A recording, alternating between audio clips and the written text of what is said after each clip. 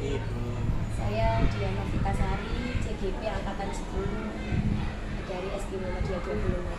Mohon maaf mengganggu waktunya Bapak untuk wawancara tugas demonstrasi kontekstual modul 3.1. Silakan Bu Novi ya? Iya, Novi. Langsung saja Pak, untuk materi wawancara hari ini terkait kepemimpinan Bapak saat ini ya, maksudnya yang sudah sempat terjangnya di dunia kepala sekolah ya. Jadi pertanyaan pertama, selama ini Bapak dapat mengidentifikasi kasus-kasus yang merupakan dilema etika atau bujukan moral. Bagaimana caranya? Sebelum saya menjawab pertanyaan itu, perkenalkan dulu saya Johannes Dikitno, DPD Kepala Eksekutif 25, sekaligus Kepala Sampai Mas Media. Ini Bu Novi untuk mengidentifikasi aplikasi kita itu tidak mudah, tetapi perlu pertimbangan khusus dari etika juga. Jadi kalau nggak ada pertimbangan itu kita nggak bisa ini kasus dilema etika atau bukan. Setelah kita tahu ini kasus dilema etika, kita ajukan dalam penyelesaian secara langsung, artinya biar tidak melebar menjadi hal yang membuat kasus baru lagi. Terima kasih atas jawaban pertanyaan wawancara pertama. Langsung saja ke pertanyaan yang kedua. Selama ini bagaimana Bapak menjalankan pengambilan keputusan di sekolah Bapak, terutama untuk kasus-kasus di mana ada dua kepentingan yang sama-sama benar dan sama-sama menilai kebajikan? Di SKUT dan Internal Manunggal pernah dapat kasus seperti kasus tentang dilema etika ya, tentang seorang guru dalam artian mengalami kasus perceraian. Dua kepentingan yang berbeda. Secara hukum dia melanggar hukum, tapi secara prosedural hukum itu dia tidak melanggar karena dia sudah melakukan tindakan secara prosedural. Namun dalam sistem yang berlaku ada kendala sistem itu. Kendala sistem itu karena penyampaian pesan yang harus nyampe, yang harusnya diselesaikan sebelum saya menjadi kepala sekolahnya, akhirnya saya yang harus menyelesaikan. Sebagai pertimbangan etika yang saya pakai, pertimbangan pertama itu satu, pertimbangan dia loyalitas menjadi seorang pegawai atau karyawan, loyalitas pada jabatannya. Loyalitas enggak dapat dia loyalitas tinggi. Nah, dalam masa ini kita akan bantu maksimal mungkin dilema etika itu sama-sama ada solusi yang seimbang, win-win solusi. Jadi tidak merugikan dia, juga tidak ada pelanggaran hukum di situ. Nah, ini ya, itu udah contohnya. Contoh kasus itu jelas seperti waktu kasus harusnya dia melanggar peraturan pemerintah, dihukum disiplin berat karena melanggar peraturan pemerintah. Itu pelanggaran berat. Tidak melaporkan hasil perceraiannya ke pihak pada dapat izin dari pihak pejabat pembina kepegawaian artinya. Tapi dia sudah melakukan perceraian, itu pelanggaran berat. Tapi karena saya membukti bahwa tidak ada unsur kesengajaan dan benar, dia tetap saya bela. Akhirnya di amar putusan pimpinan dia dinyatakan tidak melanggar peraturan mereka, karena dia bebas dan tidak mendapat sanksi sesuai aturan yang berlaku.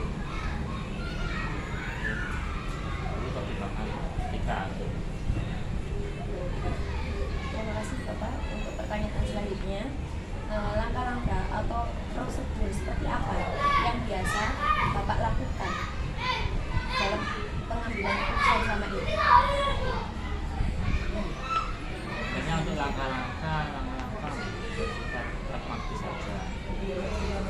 sesuai kasusnya. Hanya seperti apa? Tidak ada prosedur tetap atau pelepak nggak ada.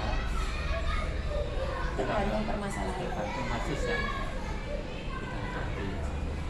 Selain pragmatis, jadi lebih cepat selesaikan, lebih cepat solusi terbaiknya. Jika ada risiko semua keputusan tidak ada risiko, kita ambil risiko yang paling rendah. Kalau bisa zero risiko dan menguntungkan pihak anak buah saya. Karena saya sebagai pimpinan harus menguntungkan pihak anak buah saya semaksimal mungkin. Baik, terima kasih. Langsung saja ke pertanyaan selanjutnya. Hal-hal apa saja yang selama ini Bapak anggap efektif dalam pengambilan keputusan pada kasus-kasus dilema etika? Pertimbangan utama tadi saya sebutkan, yang pertimbangan loyalitas. Dia sebagai jabatan pada pekerjaannya, artinya pada jabatannya, jabat tinggi di Bapak. Kedua, loyalitas pada pimpinan. Jadi ada dua. Ketiga, dia manis ke ke lingkungan kerja di luar satuan kerja, bukan di luar masyarakat. Itu menjadi pertimbangan khusus untuk mengambil keputusan yang membantu dia, jadi mendukung dia mendapatkan keputusan yang seadil-adilnya untuk dia. Itu yang menjadi pertimbangan dan mendapatkan keputusan yang menguntungkan dia dari segi keuntungan dengan ketentuan dampaknya itu minimal. Terima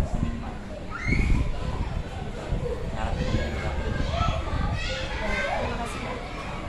Hal apa saja yang selama ini merupakan tantangan dalam pengambilan keputusan pada kasus-kasus dilema etika? Tantangan utama itu jika melibatkan perasaan atau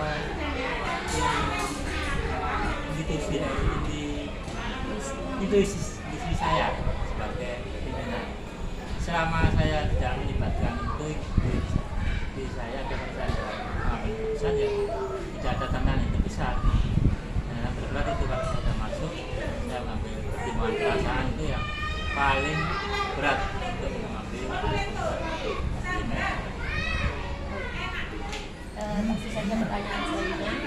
Apakah Bapak memiliki sebuah tata cara atau jadwal tertentu dalam sebuah penyelesaian kasus dilema etika?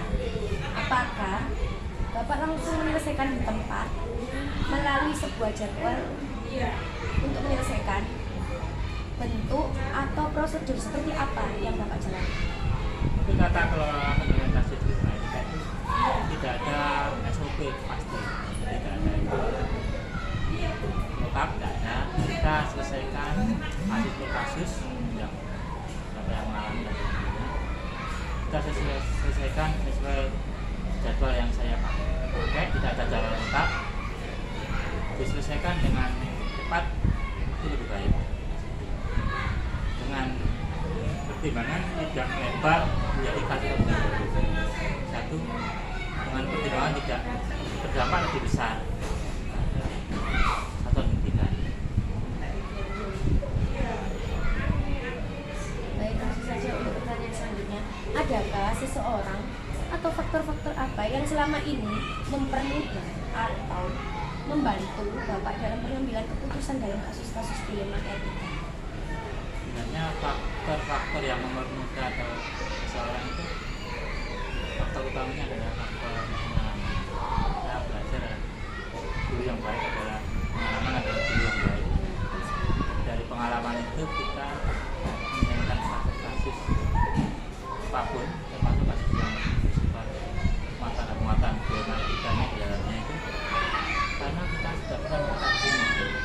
Jadi kita juga mencari metode lain yang ada kasus yang sama dengan latar belakang yang berbeda, di kondisional lingkungan yang berbeda. Itu yang menjadikan pertimbangan khusus untuk dapat menyelesaikan kasus dilema etika yang pernah saya laksanakan.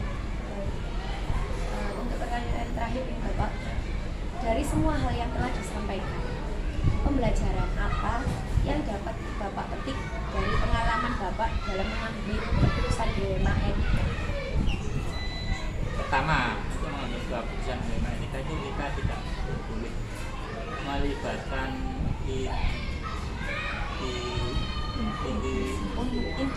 intuisi kita, artinya perasaan kita, emosi kita dalam pengambilan itu yang pertama.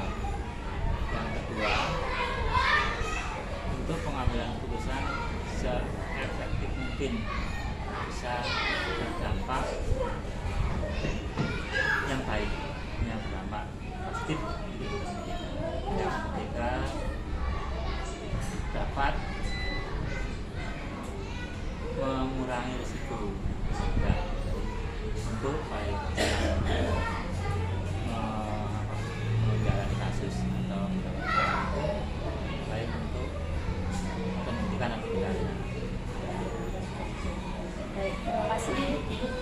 Itu pertanyaan terakhir, pertanyaan penutup. Terima kasih atas kesediaan waktunya Bapak untuk diwawancarai tentang sepak terjangnya di dunia perkepala sekolahan. Mohon maaf mengganggu waktunya Bapak. Terima kasih. Semoga Bapak dalam menjalankan amanah kepala sekolah ini diberi kemudahan oleh Tuhan, dan terima kasih banyak. Saya mohon undur diri. Mohon maaf jika ada salah kata maupun salah ucapan maupun salah perbuatan. Selamat menjalankan. Saya mohon maaf. Saya izin. Terima kasih sama-sama.